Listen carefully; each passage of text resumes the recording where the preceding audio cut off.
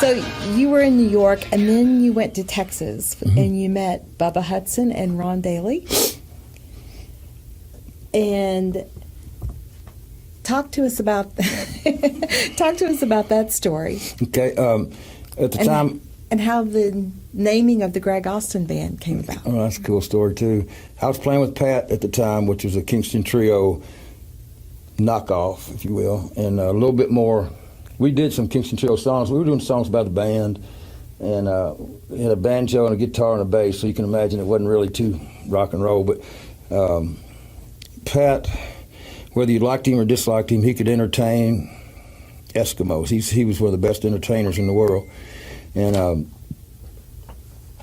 we were playing in a place called the Railhead in Houston. They had one in Dallas too, but we started off in the one in Houston, which is like a big dinner club like thing. Had a great theater, and you could go in there and eat and come out and sit in the theater. It's kind of an amphitheater type deal. We'd stay there a month and go to Dallas for a month, and we just did back and forth for a while, and then we'd go somewhere else. But in the time, we'd get done. We'd go from 9 to 12 in those days at that bar, and so I had time to go out and meet some people. And one of the managers at the bar was named Ron Daly. He took me to see Bubba play.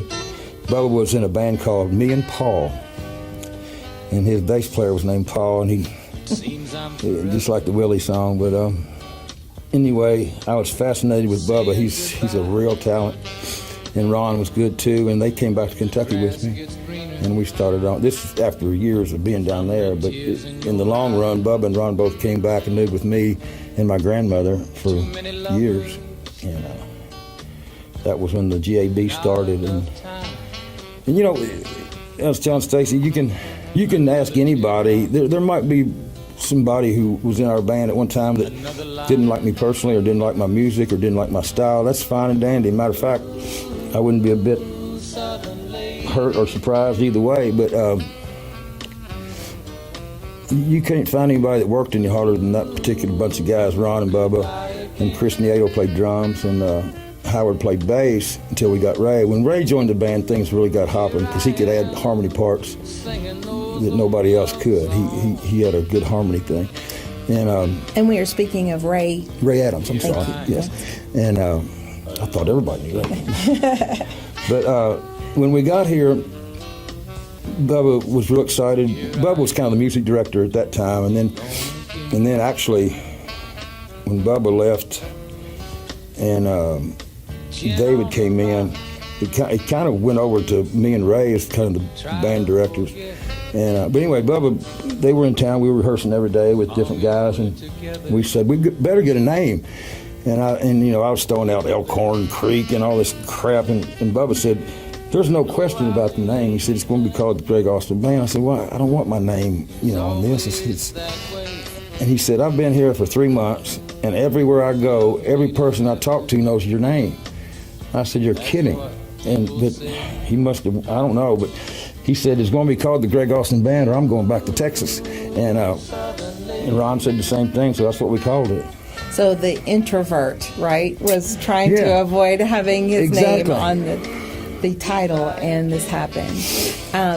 To me, it was a great marketing move. He's after a while. He knew the market, right? He knew your name in this area. Yeah, and that's for a guy who never left Texas, so that was pretty good. It was at the Lost Armadillo that we met some people from Texas who wanted to open a bar and have us be the featured band there all the time, and they asked me what they wanted to call the bar, and I said, "Well, let's call it Joe Bob's Bar or something." They said, No, we're going to call it Austin," because it was kind of a double thing. If they use the word Austin, it's Texas, but the name, the Greg, and so they called it Austin City Saloon. I wanted to call it Austin City Limits, but they couldn't do that because there was already one of them things in Texas. And but anyway, Austin City Saloon was established from the Lost Armadillo because of Bubba and Ron. They were Texans, and we were doing a lot of Texas music.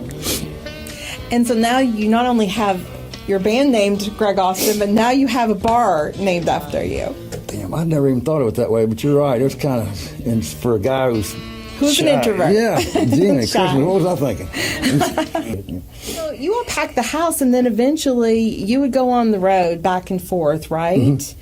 And New England, New York, and then you'd come back to Austin City Saloon. Right. So when you went on the road, Austin City perhaps became famous for showcasing some young and upcoming talent while you all were gone. Yep. And John Michael Montgomery was one of these people. Correct.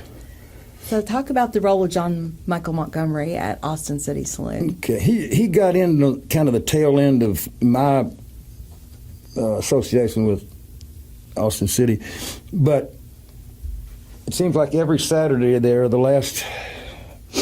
maybe the last couple of years, he'd sit. I couldn't see him now, sitting over in this corner.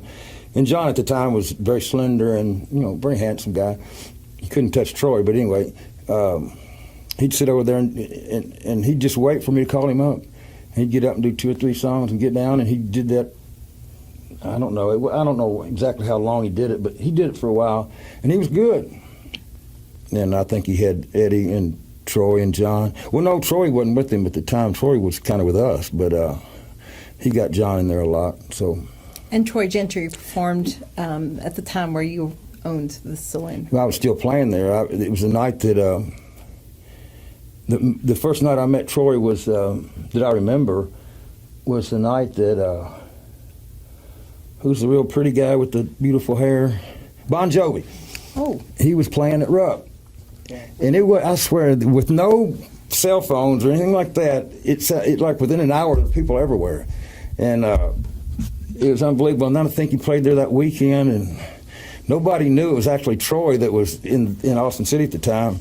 And he signed autographs for like 2 hours, and I don't know what he signed, whether it was Troy or Richie Sambora, but that was our first relationship. And he went on the road with us, and I remember his mother, Pat, came to my house the first time he went out with us, and she grabbed me and said, "Greg, please take care of my little boy. Please take care of my little boy. He's so young." So I did, but Troy didn't need no help from me, I know that.